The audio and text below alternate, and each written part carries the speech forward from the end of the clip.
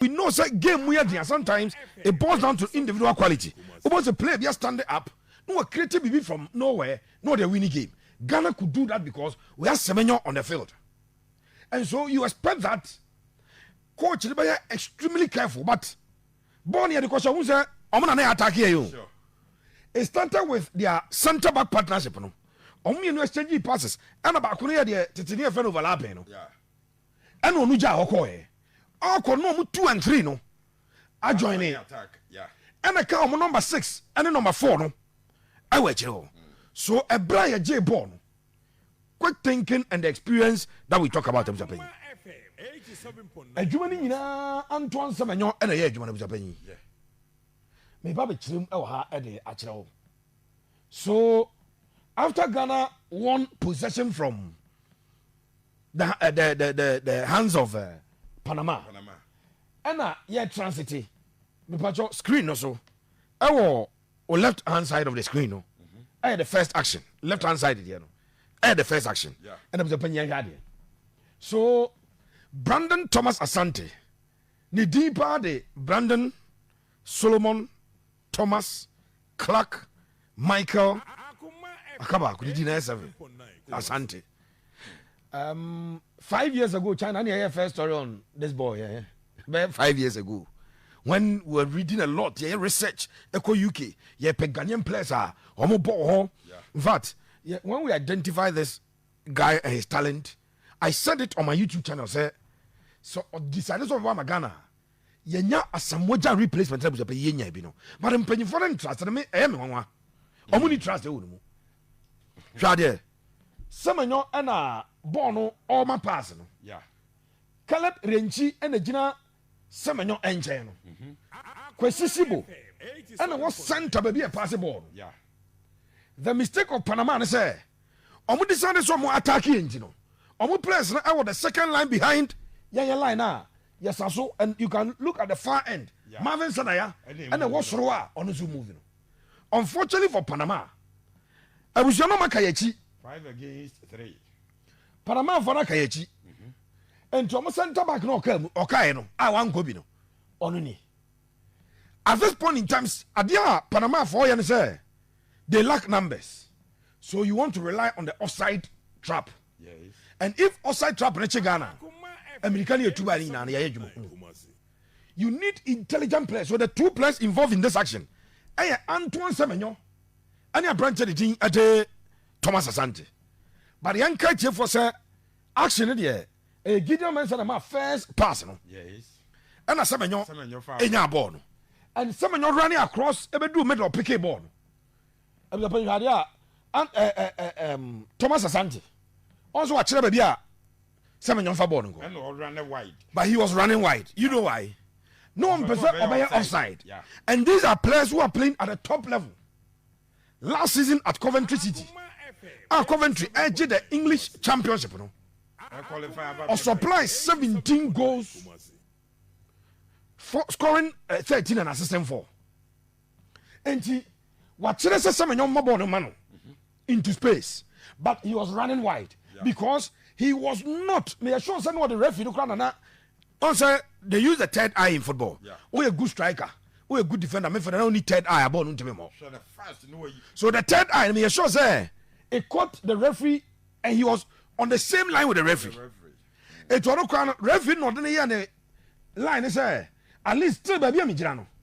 Me yeah off, but let me run into the wide area before I decide to go direct. So Orane called diagonal and what 10 here. Yeah. And what 5 bonus opinion. So the first action, the pass from Semenyo. The second most important thing I have also, the ability of Abraham to keep himself on side, no? Which is Thomas Asante. Yes. The third one, Kabiru Yanko, the third one is he was able to get past the right back. I'm saying no, so I came no banner. And he did that.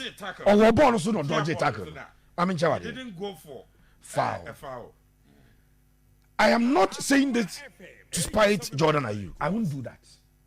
But if a Jordaner, he will be interested in the foul done, getting possession. but this player avoided the tackle. The penny, well, Lydia Branch, way and commit my red card offense because they or you're the only player or running or last man. And Tibet you got a record about. Born ya bought 94. 94. What's that screen? You see, 94 43. 80 at 94-43. And we jump his attacker. 94 minutes 43 seconds. Meanwhile, referee am 94 minutes 90 minutes plus 6. Yeah. And we are mathematics now free man. I can't 1 minute and 17 seconds near upon. So referee the record of what benefit will it be to Ghana? So I'm saying that these are the wait till I'm saying Jordan HL Park and that's why I'm having. Jordan that I know, he'll go for the foul. One of them be opposite foul. No? Sure. Okay, it's at the point that Premier League. You're born and so you're the most fouled player in the English Premier League. One party player, you're trying to pay money in your fouls. And see, Thomas Asante decided that no, I won't go for a foul. I am in fact going for the ball. And he won the ball. See, or he born son now or try you know. Or Piasso 1-2. Every penalty box. This is the situation now. Kabiru, give me the last image now. Or they buy now. Yes, sir. Again, a player who is not selfish, a player who puts team no overall achievement of the team ahead of the honor person. Or a player on 10 be more.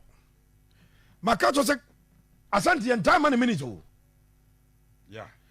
At this situation, he can decide to go for goal, ball no crown, a head drawer, and yana ball wintina. On one a breya ko train ball ndibedru. It is I think you know trima. You may want to go for a goal from this angle. Wouldn't say beating the goalkeeper at his first pole. Yani difficult. A Shabia the blame my goalkeeper. Because we expect that Obetma protects our angle. No? Yeah. Thomas Asante. I had the run of my previous Caleb. I had the run of Caleb and Semenyo. Semenyo ni dika no. Yeah. Until line na normally two America free made the whole banana with a Sure. So Semenyo and Caleb. Over pass the two second player on the side wa speed normally ba umbetwam. Yeah.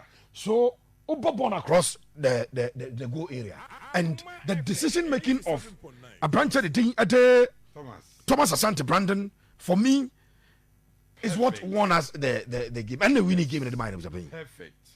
So Opia born at all that area. Semenyo tried with his left foot and a bono Semenyo enya ball this ano. Yeah. Calibrinchi was at where he ought to be. Yeah. He was at where he ought to be. It wasn't the greatest of connection. In fact, ball no crab ball. Was a more the nine see for no. A ball. For banana akakra. And a ball who's a book pa. But the most important thing is na ball no attract them. This